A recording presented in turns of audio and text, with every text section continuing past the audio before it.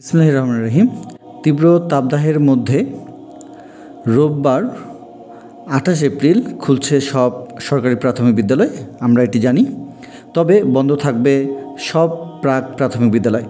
এদিকে দেশের সব সরকারি প্রাথমিক বিদ্যালয় শনিবার সাপ্তাহিক ছুটি হিসেবে বহাল থাকছে বলে জানিয়েছে প্রাথমিক ও গণশিক্ষা মন্ত্রণালয়। যদিও এর আগে শিক্ষার্থীদের শিক্ষণ ঘাটতি পূরণে দেশের শিক্ষা প্রতিষ্ঠানসমূহ শনিবার খোলা রাখার সিদ্ধান্ত নিয়েছে সরকার। এ নিয়ে শিক্ষা মন্ত্রণালয়ের মাধ্যমিক ও উচ্চশিক্ষা বিভাগ থেকে প্রজ্ঞাপনও জারি করা হয়েছে।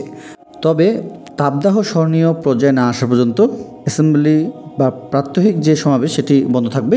শ্রেণী কার্যক্রমের যে অংশটুকু শ্রেণীকক্ষের বাইরে পরিচালিত হয়ে থাকে এবং সূর্যের আলোর সংস্পর্শে আসতে হয় সেসব কার্যক্রম সীমিত থাকবে।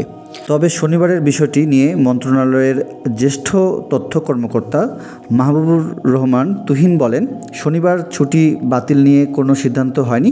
তবে কোনো প্রাথমিক বিদ্যালয়ে ক্লাস হবে কিনা সেই সিদ্ধান্ত শিক্ষকেরাই নেবেন। তারা যদি মনে করেন শিক্ষার্থীদের শিক্ষণ ঘাটতি রয়েছে তাহলে নিজেরা আলোচনা করে শনিবার বিদ্যালয় খোলা রাখতে পারবেন।